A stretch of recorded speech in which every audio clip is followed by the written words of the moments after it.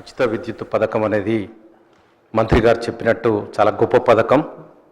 దాదాపు నా నియోజకవర్గంలో 90% మంది ప్రజలు దాన్ని అనుభవిస్తూ ఉన్నారు. ఇది పేద ప్రజల కోసం రూపొందించబడ్డ పథకం అని చాలామంది సంతోషంగా ఉన్నారు. మరి ఒక విషయం ఏంటంటే అధ్యక్ష, 3 విషయాలు. కొంతమందికి ప్రజాపాలనలో దరఖాస్తు చేసుకునేందుకు వాళ్ళకు ఉచిత విద్యుత్తు అప్లికబుల్ కావట్లేదు. అంటే ఎందుకు కావట్లేదు అని అంటే ఆ సైట్ ఓపెన్ లేదని చెప్తా ఉన్నారు. నేను మీ ద్వారా మంత్రి గారికి విజ్ఞప్తి చేస్తూ ఉన్నాను, ఆ సైట్ను 365 రోజులు ఓపెన్ పెడితే 2 విషయాల లోపల ఎవరికైతే రాలేదో అప్పుడే పోయి క్లారిఫై చేసుకొని దాన్ని ఎంటర్ చేసుకోగలుగుతారు.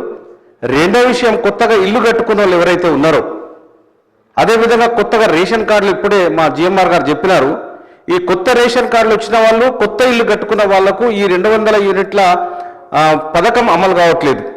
మరి ముఖ్యంగా నా యొక్క నియోజకవర్గంలో 3500 ఇందిరమ్మ ఇల్లు ఇచ్చినాం.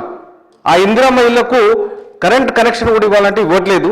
కాబట్టి కొంచెం దృష్టిలో పెట్టుకొని కొత్త రేషన్ కార్డులు వచ్చిన వాళ్లకు, ఎవరికైతే ప్రజాపాలన దరఖాస్తు చేసుకున్న వాళ్లకు, మూడవది కొత్తగా ఇల్లు కట్టుకున్న వాళ్ళకు, ఈ ముగ్గురికి కూడా ఈ యొక్క ఉచిత విద్యుత్తు 200 యూనిట్ల వరకు ఈ పథకాన్ని అమలు చేయాలని మీ ద్వారా కోరుకుంటూ అవకాశం ఇచ్చినందుకు మీకు ధన్యవాదాలు తెలియజేస్తూ సెలవు తీసుకుంటాను.